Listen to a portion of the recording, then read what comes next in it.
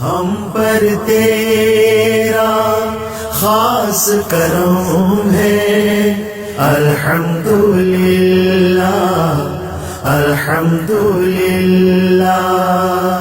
تجھ سے قائم اپنا بھرم ہے، الحمدللہ الحمدللہ الحمدللہ الحمدللہ۔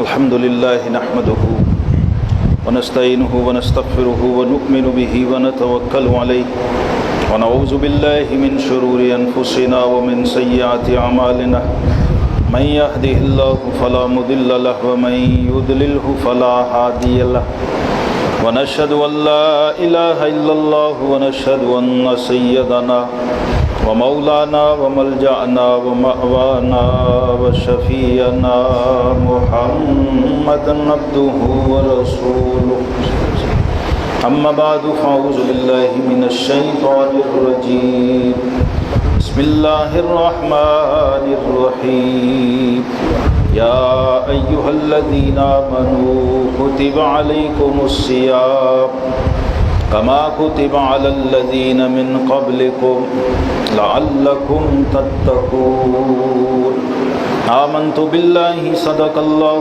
مولانا العظيم وبلغنا رسوله النبي الكريم الأمين، إن الله وملائكته يصلون على النبي يا أيها الذين آمنوا صلوا عليه وسلموا تسليما، اللهم صل على سيدنا محمد وعلى آل سيدنا محمد وأصحاب سيدنا محمد وبارك وسلم عليه، اللهم صل على سيدنا محمد وعلى آل سيدنا محمد وأصحاب سيدنا محمد وبارك وسلم عليه،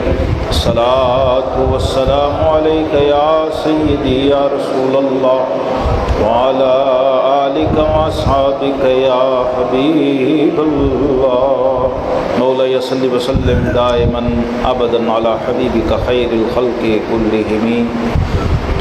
گرامی قدر حاضرین، سامعین مکرم، بحمد اللہ تعالی ماہ شعبان المعظم اختتام پذیر ہو رہا ہے، اور اللہ کا مہمان ماہ رمضان المبارک یہ جلوہ گر ہونے جا رہا ہے۔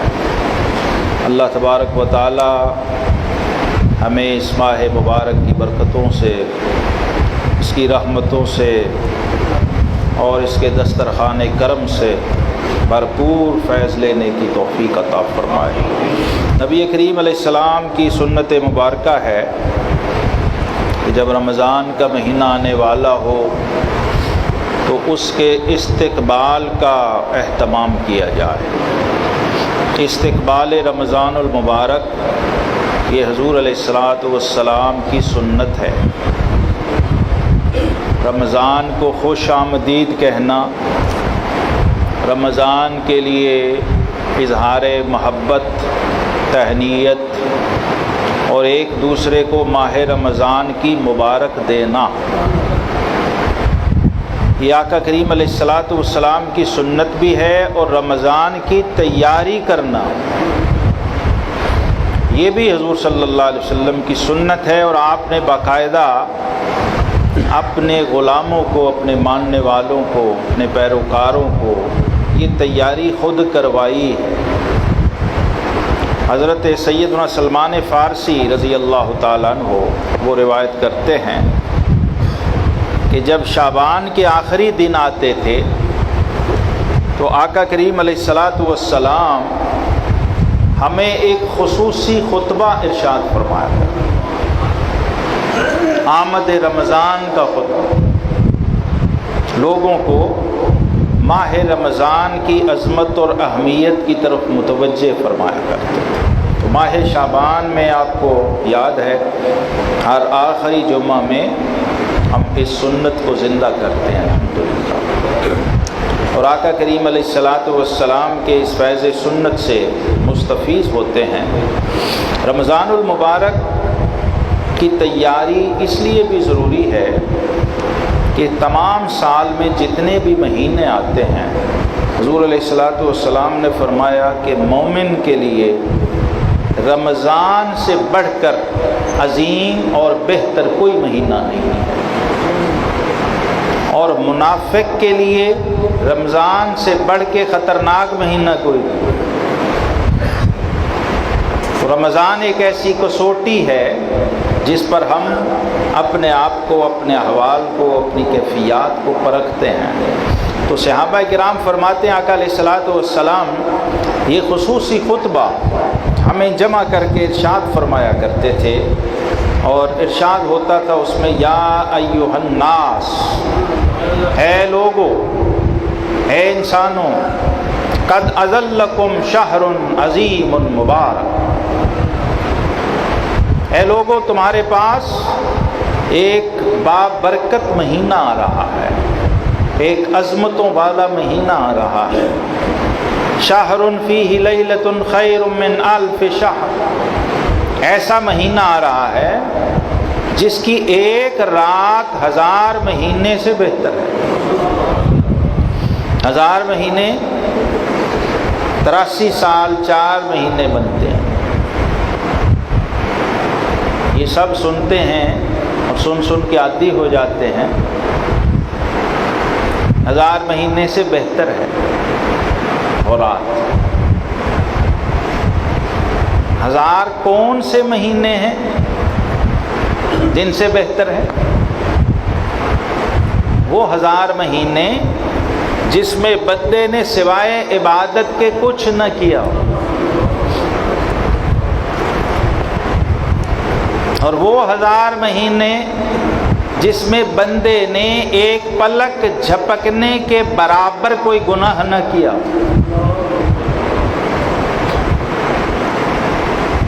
ایسے 1000 مہینے نہیں جیسے ہم گزار دیتے، ایسے 1000 مہینے جیسے پیغمبر گزارتے ہیں، ایسے 1000 مہینے جیسے انبیاء گزارتے ہیں، اللہ کے رسول گزارتے ہیں، اللہ کے کامل بندے گزارتے ہیں۔ شہر فیہ لیلۃ خیر من الف شہر۔ اب یہ مثال کیوں دی کہ اے لوگو، جس مہینے کی ایک رات 1000 مہینے سے بہتر ہے، وہ مہینہ خود کیسا ہوگا؟ اس کی اپنی عظمت کا کیا مقام؟ رات تو مہینے کا ایک جز ہے، جب جز کی یہ شان ہے تو پھر کل کا کیا مقام؟ امام قرطبی علیہ رحمہ اس کی تفسیر میں لائے ہیں، کہتے ہیں کہ دنیا میں 2 بادشاہ ایسے گزرے ہیں کہ جیسی بادشاہی اللہ نے کسی اور کو نہیں دی۔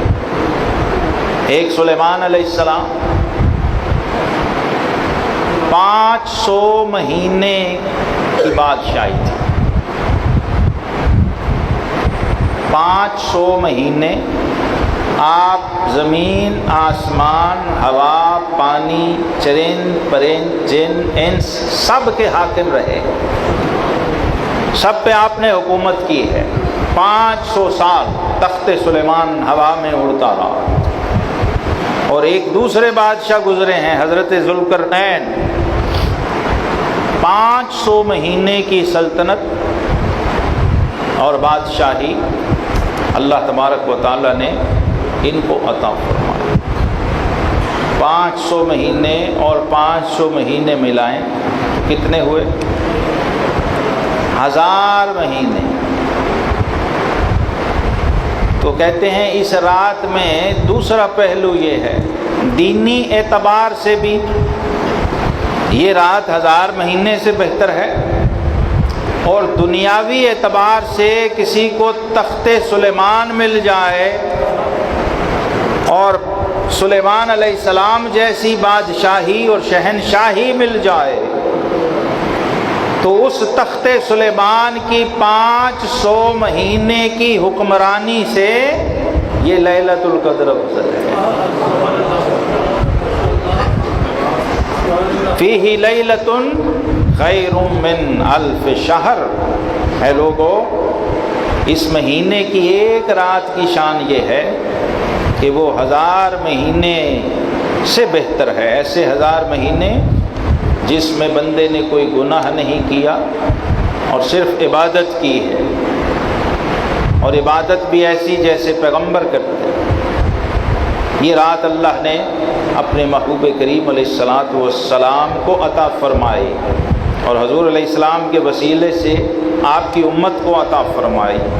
اور پھر اس مہینے کے تعارف میں فرمایا شہر جعل اللہ صیامہ فریضہ۔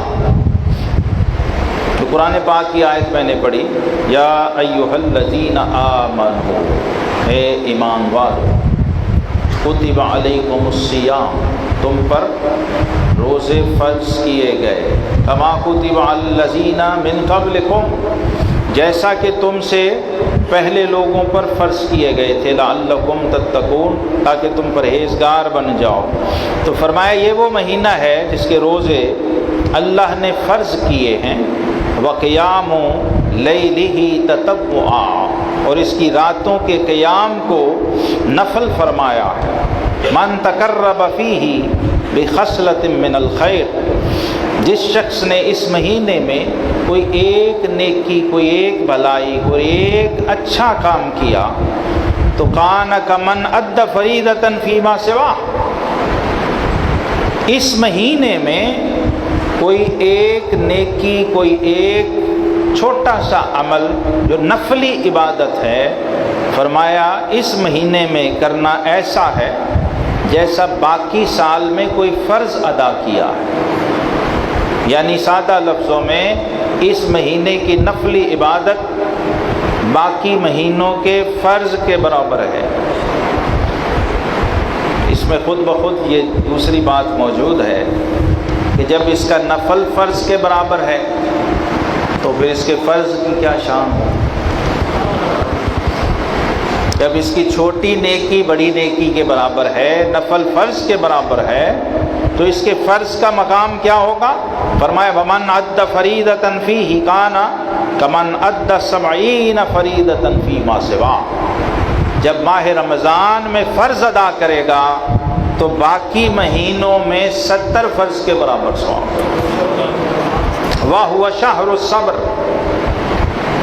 اور یہ مہینہ صبر کا مہینہ ہے، ضبط کا مہینہ ہے۔ وَالصَّبْرُ ثوابُهُ الْجَنَّةُ، اور صبر کا ثواب جنت ہے۔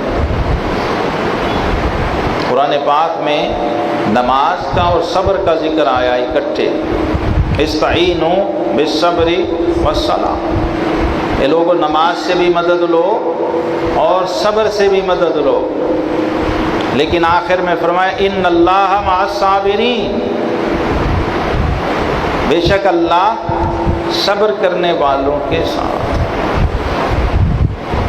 یہاں ایک بہت اہم نقطہ ہے، بہت باریک تفسیری نقطہ، وہ میں ساتھ ہی آپ کو بتاتا چلوں۔ جو مسجد نور میں نمازی آتے ہیں اور جو نئے نمازی آتے ہیں، خاص طور پہ ان کے لیے، جو شخص صبر نہیں کر سکتا وہ نمازی نہیں ہو سکتا۔ جس میں صبر نہیں وہ نمازی نہیں بن سکتا۔ نمازی کے لیے پہلی شرط ہے صابر ہونا۔ استعینوا بالصبر، صبر پہلے صلاۃ بعد۔ کیوں؟ کہ اگر صبر نہیں کر سکتا تو تو نماز نہیں پڑھ سکتا، تو جا، تو بے صبرا ہے، تو جلد باز ہے، بھاگا دوڑا آتا ہے، بھاگا دوڑا چلے جاتا ہے۔ یہ عبادت کی روح نہیں ہے، اس لیے قرآن نے ترتیب کیا دی، استعینوا بالصبر والصلاۃ۔ اب طہارت لے لیں، اس کے لیے صبر چاہیے، وضو کے لیے صبر چاہیے، مسجد میں آنے کے لیے صبر چاہیے، صف میں جانے کے لیے صبر چاہیے۔ اسی طرح واپسی پہ بھی یہی ہے، ساری ترتیب۔ اور جو صبر کی ٹریننگ سے نہیں گزرا ہوا وہ آئے گا بھی گناہ کماتا ہوا، جائے گا بھی گناہ کماتا ہوا۔ آیا تھا نماز پڑھنے لیکن جائے گا فویل للمصلین الذین هم عن صلاتهم ساہون، العیاذ باللہ۔ ہلاک ہو گئے وہ نمازی جو اپنی نمازوں سے غافل اور بے خبر ہیں، ہوش ہی نہیں ہے، کدھر آئے ہیں، کیا کرنے آئے ہیں، تیاری نہیں ہے، صبر نہیں ہے۔ نبی کریم علیہ السلام نے فرمایا اللہ تبارک و تعالیٰ نے جنت کو ڈھانپ رکھا ہے، بیریئرز لگائے ہوئے ہیں جنت کی طرف سے، اور وہ بیریئر اٹھتے ہیں جب نمازی، جب اللہ کا بندہ اپنی ناپسندیدہ چیزوں پر صبر کرتا ہوا، احسن طریقے سے ان سے گزرتا ہوا اللہ کی بارگاہ میں پہنچتا ہے، احسن طریقے سے وضو کرتا ہے، اہتمام کے ساتھ مسجد میں آتا ہے، تمام سے نماز پڑھتا ہوں، تو وہ جو جنت کی طرف رستے میں بیریئر بنے ہوئے ہیں وہ اس سے اٹھ رہے ہوتے ہیں۔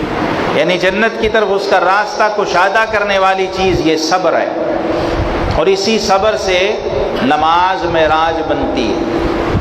بے صبر آدمی وہ نمازی نہیں ہو سکتا، صحیح معنوں میں نماز کا حق ادا نہیں کر سکتا۔ اس لیے آخر میں پھر اللہ نے صبر والوں کا ان اللہ مع المصلین نہیں کہا، اللہ نمازیوں کے ساتھ ہے نہیں کہا، فرمایا اللہ صبر کرنے والوں کے ساتھ۔ تو ہمارے لوگوں میں صبر کا معنی بڑا محدود سا ہے، صبر بہت ہی وسیع معنی رکھتا ہے۔ اس لیے روزے کے تعارف میں فرمایا رمضان کا مہینہ کیا ہے؟ شہر الصبر۔ پورا رمضان صبر کا مہینہ ہے۔ جو 1 گھنٹہ صبر نہیں کر سکتا وہ 12-13 گھنٹے کیا صبر کرے گا؟ 15 منٹ صبر نہیں کر سکتا۔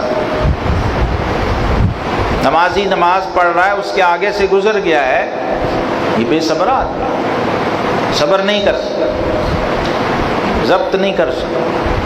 مسجد میں آیا ہے، دایاں پاؤں نہیں بایاں پاؤں رکھ دیا، یہ بے صبری ہے۔ وضو خانے میں گیا ہے، چھینٹے اڑاتا جا رہا ہے، اپنے اوپر بھی دوسرے کے اوپر، اپنا وضو بھی مکروہ، دوسرے کا وضو بھی مکروہ۔ اسی طرح نماز میں آگے شامل ہو گیا اسی حال میں، تو مکروہات کا ایک مجموعہ ہو گیا، اپنی نماز بھی خراب، دوسرے کی نماز بھی خراب۔ وہ مسنون طریقہ یہ ہے کہ اپنے اعضاء کو خشک کر کے وضو خانے سے باہر نکلیں، نہ کہ آپ کے بازو چڑھے ہوئے ہوں، آدھے چھینٹے اڑ رہے ہوں، اور حالت نماز میں ہی آپ بھاگے دوڑے اپنے کف سیدھے کر رہے ہوں۔ یہ ساری چیزیں خلاف شرع، خلاف سنت، اور بعض صورتوں میں ناجائز اور ممنوع ہیں۔ یہاں تک فقہا نے لکھا ہے کہ مسجد میں وضو کے چھینٹے گرانا یہ بھی گناہ ہے۔ وضو کے پانی کے چھینٹے جو آپ کے جسم سے جھڑ رہے ہیں ان کو مسجد میں گرانا منع ہے، مسجد کی صفوں پہ گرانا بھی منع ہے۔ یہ دو الگ الگ چیزیں ہیں۔ اگر اس صف پہ گر گئے، وہ مستعمل پانی ہے، تو جتنے لوگ وہاں نماز پڑھیں گے، خود وہ شخص جو خود بھی پڑھ رہا ہے اس کی نماز صحیح نہیں ہوگی،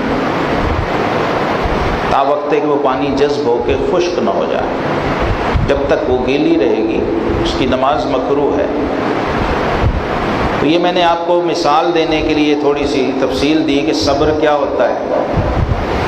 ترمذی شریف میں ہے، ام المومنین عائشہ صدیقہ رضی اللہ عنہ فرماتی ہیں حضور صلی اللہ علیہ وسلم کے پاس ایک اسپیشل رومال مبارک تھا جو صرف وضو کے بعد اعضاء خشک کرنے کے لیے تھا۔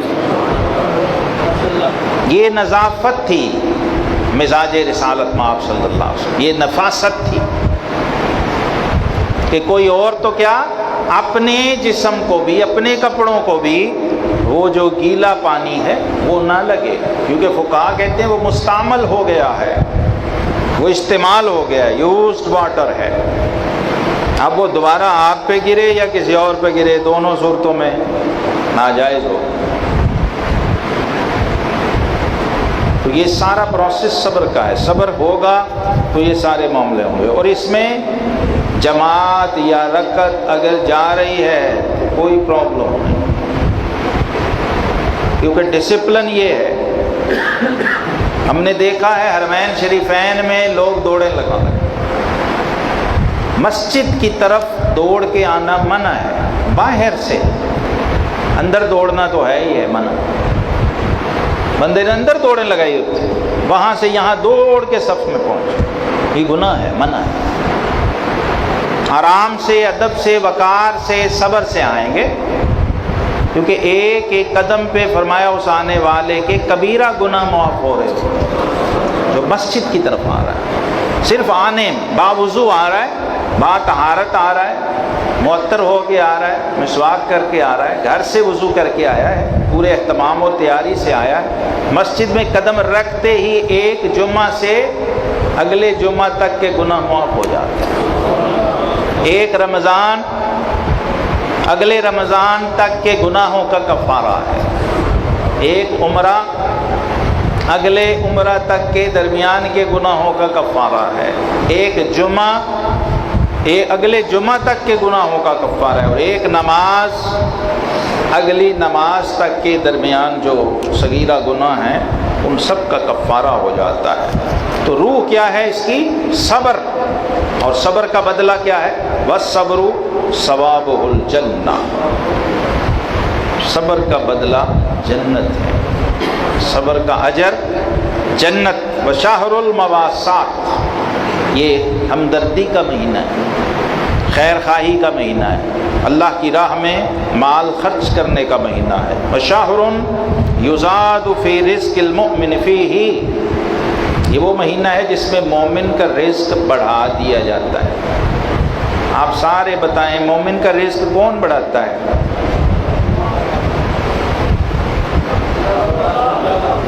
اللہ پہ کوئی ایمان نہیں بھائی۔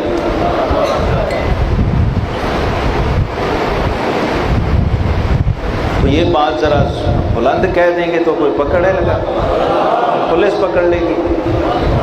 کون رزق دیتا ہے تمہیں؟ رمضان میں مومن کا رزق کون بڑھاتا ہے؟ اللہ، واللہ خیر الرازقین۔ جس کو یہ پتہ ہے کہ میرا رازق اللہ ہے، وہ کبھی غلط طریقے سے اپنا رزق بڑھانے کی کوشش نہیں کرتا۔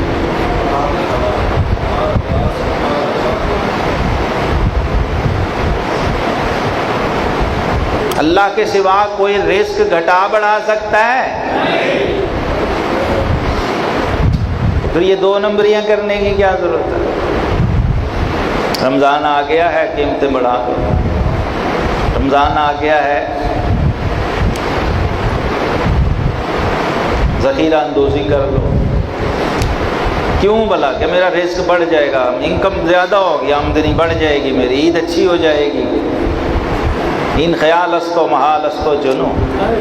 اگر رزق بندے کے ہاتھ میں ہوتا، خدا کے بندو، یہ بندہ بندے کو ایک دانہ اناج کا نہ دے۔ رزق اللہ نے اپنے دست قدرت میں رکھا ہے، اور جس کو چاہتا ہے یبسط الرزق لمن یشاء ویقدر له، جس کو چاہتا ہے کھلا دیتا ہے، جس کو چاہتا ہے نپا تلا دیتا ہے، اس کی مرضی۔ لیکن رمضان میں سب کو کھلا دیتا ہے۔ یزاد فیہ رزق المؤمن، مومن صاحب مسجد میں بیٹھے ہوئے ہیں، کچھ خرید کے نہیں لائے، ان کی افطاری ان کے آگے آ گئی۔ باہر سڑک پہ جا رہے ہیں، ان کی افطاری ان کے ہاتھ میں آ گئی۔ اشارے پہ رکے ہوئے ہیں، وارڈن کہہ رہا ہے یہ جوس کا ڈبہ لے لیں اگر آپ نے روزہ نہیں ہے کہ نہیں جناب؟ یہ مشاہدات ہیں روز مرہ، اور ہم نے تو ایسا بھی دیکھا ہے روزے دار جا رہا ہے تو اس کے پیچھے اس کی افطاری آ رہی ہے، اس کے اوپر گاڑی میں سے، مکے مدینے کی گلیوں میں، اس روزے دار آگے آگے، افطاری پیچھے پیچھے۔ بس یہ رمضان کا مہینہ اسی لیے آتا ہے کہ بندے تجھے پتہ چل جائے کہ رب صرف رمضان میں ہی رازق نہیں، سارا سال تیرا رازق ہے۔ تو اس لیے حلال کو حرام بنا کے کھانے کی کیا ضرورت ہے؟ طیب اور پاکیزہ کو سحری کے لیے، افطاری کے لیے طیب اور پاکیزہ رزق ہونا چاہیے، ورنہ سحری بھی بے برکت ہوگی، افطاری بھی بے برکت۔ اور اسی طرح جب رب ہو کے بندے کا رزق بڑھا رہا ہے تو کیوں کھینچ رہا ہے؟ تو بندہ ہو کے تنگ کرنے کی کوشش کیوں کر رہا؟ تو سمجھتا ریٹ بڑھا کے تیرا رزق بڑھ جائے گا، ایسا نہیں ہے۔ حقیقت اس کے بالکل برعکس ہے۔ پھر آقا کریم علیہ الصلوۃ والسلام نے فرمایا جو شخص اس میں روزہ دار کو افطار کروا دے تو وہ ایسے ہے کہ اللہ تبارک و تعالیٰ اس کے نامہ اعمال سے تمام گناہ مٹا کے اس کو جہنم کی آگ سے بری فرما دیتا، اور افطار کرانے والے کو بھی اتنا ہی ثواب ملتا ہے جتنا روزہ رکھنے والے کو۔ صحابہ کرام نے عرض کی حضور ہم میں سے ہر کوئی اس قابل نہیں کہ پوری افطاری ایک روزے دار کو کھلا سکے، تو آقا کریم علیہ السلام نے فرمایا یہ اجر اس شخص کو ملے گا جو ایک کھجور سے روزہ کھلوا دے، ایک پھل کا دانہ روزہ دار کو دے دے، یا پانی کے گھونٹ سے ہی روزہ کھلا اس کا کھلوا دے، یا لسی کا ایک گھونٹ اس کو پلا دے۔ وَهُوَ شَهْرٌ أَوَّلُهُ رَحْمَةٌ وَأَوْسَطُهُ مَغْفِرَةٌ وَآخِرُهُ عِتْقٌ مِّنَ النَّارِ۔ یہ وہ مہینہ ہے جس کا پہلا عشرہ رحمت، دوسرا بخشش اور تیسرا نار جہنم سے آزادی کا ہے۔ اور اس میں ایک اور کام بڑا اہم ہے، من خفف عن مملوکہ فیہ غفر اللہ لہ، جو اس میں اپنے ملازم پہ نرمی کرتا ہے، اپنے مملوک اپنے ماتحت کو ذرا رعایت دیتا ہے، فیسیلیٹیٹ کرتا ہے، تو بس اسی بات پہ اللہ اسے بخش دیتا، غفر اللہ لہ، اور اس کو نار جہنم سے آزاد کر دیتا ہے۔ فرمایا چار چیزوں کی اس میں کثرت کرو، دو چیزیں وہ ہیں کہ کرو گے تو اللہ تم سے راضی ہو جائے گا، اور دو وہ ہیں کہ جن کے بغیر تمہارا چارہ ہی نہیں۔ دو باتیں کیا ہیں؟ فشہادت واللہ الہ الا اللہ، کلمہ طیبہ کے ذکر کی کثرت کرو۔ دوسری چیز ہے وتستغفرون، استغفار کرو۔ اور وہ دو باتیں جن کے بغیر تمہارا چارہ نہیں وہ کیا ہیں؟ فتسألون اللہ الجنہ وتعوذون بہ من النار، اللہ سے جنت مانگتے رہو۔ اللہم انی اسألک الجنہ، اللہم انی اسألک الجنہ، اللہم انی اسألک الجنہ۔ یہ یاد ہے ٹھیک، ورنہ اس کا ترجمہ اے اللہ میں تجھ سے جنت کا سوال کرتا ہوں، وتعوذون بہ من النار، اور کثرت سے نار جہنم سے پناہ مانگتے رہو۔ اللہم انی اعوذ بک من النار، اے اللہ میں نار جہنم سے تیری پناہ مانگتا ہوں۔ فرمایا اس مہینے میں جس نے روزہ دار کی پیاس بجھائی، اللہ رب العزت قیامت کے دن میرے حوض کوثر سے اس کی پیاس بجھائے گا، یہاں تک کہ وہ جنت میں داخل ہو جائے۔ ایک حدیث کا مختصر مفہوم میں آپ کے سامنے اور رکھ دیتا ہوں، اور باقی تفصیل انشاءاللہ آئندہ عرض کروں گا۔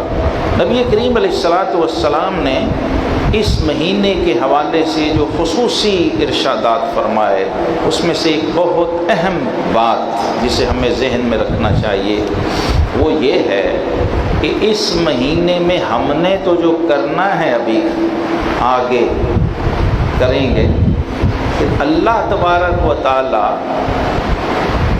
بندے کے اعمال کو اور معاملات کو مہینہ شروع ہونے سے پہلے ہی لکھ دیتا۔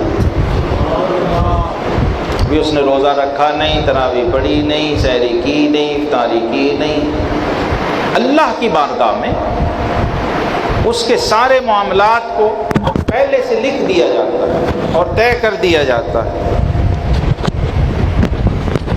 اس بات کے پیش نظر آقا کریم علیہ الصلوۃ والسلام نے ارشاد فرمایا کہ اے لوگو، جب رمضان المبارک کا مہینہ آ جائے تو پھر کیا کرو؟ فرمایا اس میں اپنی نیتوں کو ٹھیک کرو، سب سے پہلا کام کیا ہے؟ اپنی نیتوں کو ٹھیک کر لو، کیونکہ من حرمہا فقد حرم الخیر کلہ ولا یحرم خیرہا الا محروم۔ فرمایا جو شخص اس کی خیر اور بھلائی سے محروم ہو گیا وہ ہر خیر و بھلائی سے محروم ہو، اور رمضان کی خیر و بھلائی سے وہی محروم ہو سکتا ہے جو ازلی بدبخت ہو اور ازلی محروم ہو۔ اس لیے یہ دو چیزیں بڑی اہم ہیں۔ فرمایا اپنی نیتوں کو ٹھیک کر لو اس میں، اور اللہ کی راہ میں صدقہ اور خیرات کرتے رہو تاکہ وہ تمہارے لیے کفارہ ہو سکے تمہاری غلطیوں کا، جس میں اللہ تبارک و تعالیٰ نے اپنے حبیب کریم علیہ السلام سے یہ عہد فرمایا ہوا کہ اے میرے محبوب، جو آپ کا امتی اس مہینے کے اندر خیر سے داخل ہو گیا تو پھر وہ باہر نہیں نکلے گا جب تک اس کے سارے گناہ معاف نہ ہو۔ اس لیے اس کی دعا پہلے سکھائی حضور علیہ السلام نے رجب میں۔ جب رجب آیا تو دعا کی اللہ رجب میں برکت دے، شعبان میں برکت دے، وبلغنا رمضان، یعنی ہمیں پوری تیاری اور اہتمام کے ساتھ رمضان تک رسائی نصیب فرما۔ نبی کریم صلی اللہ تعالیٰ علیہ وسلم کی ان ارشاد فرمائی ہوئی ہدایات کی روشنی میں ہمیں اپنے آپ کو تیار کرنا ہے۔ ابھی سے جو پہلے نہیں کر سکا وہ بھی اسی گھڑی سے اپنے آپ کو، سب سے پہلا کام ہے نیت۔ نیت میں ایک اشارہ آپ کو دیتا ہوں، نیت کا کیا مطلب ہے۔ نیت کا مطلب یہ ہے کہ ایک بندہ سوچ رہا ہے کہ اچھا رمضان آئے گا تو ٹھیک ہے، روزہ بھی رکھنا ہے، افطاری بھی کرنی ہے، سحری بھی، اور تراویح بھی پڑھیں گے انشاءاللہ۔ اور ایک بندہ یہ نیت کر رہا ہے کہ اے اللہ تیرا شکر ہے کہ تو نے یہ مہینہ زندگی میں مجھے عطا کر دیا ہے، میں اس کے آنے سے پہلے اس کی تیاری شروع کرتا ہوں، میں اپنے آپ کو تیار کرتا ہوں کہ جو کچھ میرے لیے اس مہینے میں رکھا گیا ہے وہ میں سارے کا سارا حاصل کروں گا۔ حدیث میں ہے نیت المومن خیر من عملہ، مومن کی نیت اس کے عمل سے بہتر ہے۔ اگر نیت اچھی رکھے گا تو پھر جو عمل نہیں بھی کر سکا اجر اس کا بھی مل جائے، اور اگر نیت اچھی نہ ہوئی، نیت میں فطور ہوا، جیسے اشارہ فرمایا ہے کہ مومن کے لیے اس سے بہتر مہینہ کوئی نہیں، اور منافق کے لیے اس سے بدتر مہینہ کوئی نہیں، وہ بھی پکڑا جائے گا اس کی منافقت کی وجہ سے وہ محروم رہے گا۔ اس میں تیاری کیا ہے؟ فرمایا رمضان اور قرآن یہ دونوں لازم و ملزوم، جو رمضان سے فیض لینا چاہتا ہے وہ قرآن سے جڑ جائے۔ اور اس بار انشاءاللہ یہ نیت تو پہلے سے میں نے کی ہوئی ہے، اب آپ کے سامنے بھی بیان کر رہا ہوں کہ رمضان کے چاروں جمعے ہم قرآن کے ساتھ گزاریں گے، قرآن پاک سے اپنے تعلق کو مضبوط کریں گے، قرآن کی معرفت حاصل کریں گے، قرآن کے ساتھ باطنی روحانی طور پہ جڑنے کی کوشش کریں گے، کیونکہ جسمانی ذہنی جڑنا اور ہے، روحانی طور پہ جڑنا اور ہے۔ روحانی طور پہ جو جڑتا ہے نا وہ پھر سارا سال جڑا رہتا ہے۔ تو اس بار یہ کوشش ہے، یہ ارادہ ہے اللہ کی توفیق سے کہ ہم رمضان میں پورا رمضان قرآن کے ساتھ جڑ کے رہیں، ہر اعتبار سے۔ 3 طریقے ہیں، جسمانی، ذہنی، روحانی، 3 لنکس ہیں۔ جسمانی طور پہ بھی ہاتھ میں پکڑ کے تلاوت کرتے رہیں، ذہنی طور پہ سمجھتے رہیں کیا کہہ رہے قرآن میں، اور روحانی طور پہ قرآن کے انوار کو اپنی روح میں سمو۔ اور اس کے لیے جو آپ کا نصاب ہے وہ یہ ہے، قرآنی رسائل، یہ باہر موجود ہے جی اسٹال پہ، یہ نئی ایک کتاب ہے اور یہ 3 رسالے ہیں، تینوں قرآن پہ مشتمل، قرآن پہ مبنی ہے، انتہائی آسان سہل اردو زبان کے اندر یہ پورا سمجھ لیں سلیبس اور نصاب ہے، سورہ فاتحہ سے لے کے والناس تک۔ اس میں امام غزالی رحمۃ اللہ علیہ اپنی صدی کے مجدد ہیں، ملا علی قاری رحمۃ اللہ علیہ وہ اپنی صدی کے مجدد ہیں، اور تیسری کتاب اربعین فاتحہ وہ میری مرتب کی ہوئی ہے۔ یہ تینوں اس کے اندر موجود ہیں، اور آپ میں سے کوئی مسلمان ایسا نہ ہو جس کے پاس یہ کتاب نہ ہو۔ اگر رمضان المبارک سے پہلے آپ رمضان کی تیاری کر لیں اور اس کو ذہن میں رکھیں تو پھر ہر جمعۃ المبارک پہ انشاءاللہ العزیز جو بھی گفتگو ہوگی، آپ جمعے سے اگلے جمعے تک کے درمیان میں آپ کو باقاعدہ ہم ہدایات دیں گے، اس کے مطابق آپ اس کتاب کو کھول کے سورہ فاتحہ سے شروع کریں گے، اور اس کا پہلا جو چیپٹر ہے وہ سورہ فاتحہ پہ ہے۔ 40 حدیثیں ہیں سورہ فاتحہ کی شان میں، اس میں آپ کی ظاہری بیماریاں، آپ کی ذہنی بیماریاں، آپ کی روحانی بیماریاں، سب کا علاج بتا دیا اللہ اور اس کے رسول صلی اللہ علیہ وسلم۔ یعنی دوائی تیار ہے، ہم نے صرف اس کو استعمال کرنا ہے۔ اللہ تبارک و تعالی ہمیں عمل کی توفیق عطا فرمائے۔ وآخر دعوانا